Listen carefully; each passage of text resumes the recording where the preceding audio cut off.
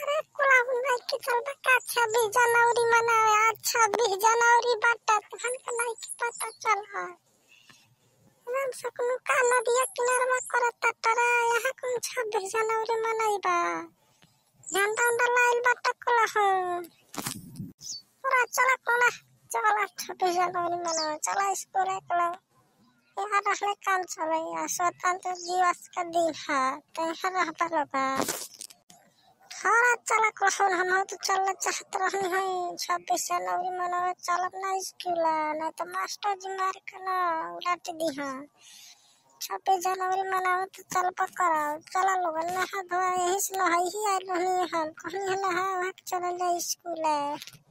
अच्छा चल चल नहा पहले ना चला कौन चला चला जा तुमको समझ में नहीं क्या 26 जनवरी बात यहाँ का करता तो नदिया किनारा में।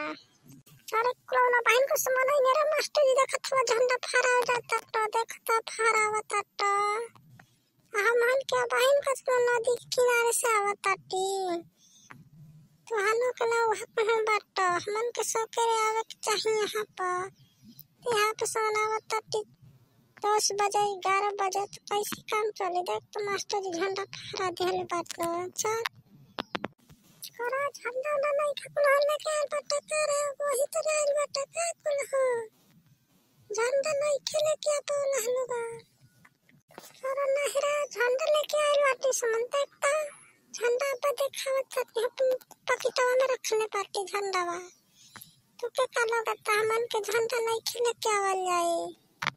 सब देखता तो 10 रुपया वाला झंडा लेके आइल बाटी काज समझता था तुअनु सोता झंडा नहीं खेले के आइल बारे सब जाने झंडा लेके आइल हैं। लड्डू भी मिले लड्डू देखो ना मास्टर जी कैसी बाटता तो लड्डू कम से कम 2-3 गो चाहिए मांगा जाए समझ लड्डू नहीं खाते है ना तो लेके भाग चल पूरा झपी जब का कर ले प्लान बना लग लोग वैसे करे कौन कोनो मैडम नहीं खेला पतरे चल ढूंढल जाए कोनो मैडम लौकत नहीं खे देखो ना लड्डू वड्डू के चक्कर में नहीं खे ना वो पड़ल बाटा मास्टर के लौकत हटे है देखत है। बोलो बच्चों 26 जनवरी जिंदाबाद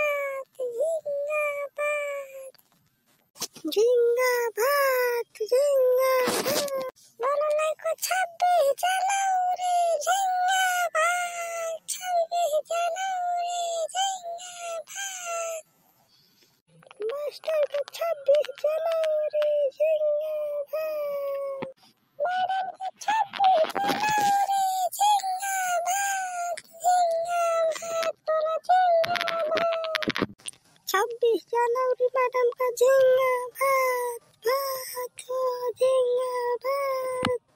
मैडम जी आपके देखता नहीं सबका कहता थी 26 जनवरी जिंदाबाद बोलता तो सब जिंदाबाद बोलता तो सा मारत नहीं खे मारे ये थोड़ा तब इन्हें उनके समझ में आई 15 अगस्त 26 जनवरी में का अंतर होला।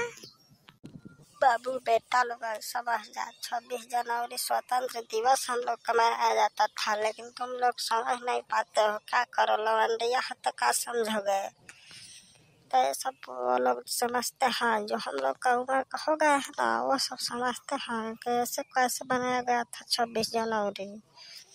तुम लोग तो कुछ समझ ही नहीं पाते हो जैसे मन करता हो वैसे बात करने लगते हो। बताओ अरे हम देखबा मैडम बहुत बढ़िया लगता तेरे 26 जनवरी में सज बज के आइल बाटी देखता तो कुल हम ना कितना बढ़िया लगता टी चलो कुल चलो चिप्पा मारल जाए और चलो कुल चलो जाए चिप्पा मारल जाए मैडम बहुत बढ़िया लगता टी आज तो मैडम एकदम सज बज के बढ़िया आइल बाटी देखता तो कुल मन के घुमा नहीं खेले के गइल बाटा सब तो चलो आज हम लोग बढ़िया व्यवस्था सिखा देवल हम लोग का कल जाए। चलो बोलो बच्चों 26 जनवरी जिंदाबाद 26 जनवरी जिंदाबाद सुभाष चंद्र बोस की जय। सुभाष चंद्र बोस का जय जय जय जय जय। कितना बार जय बोली।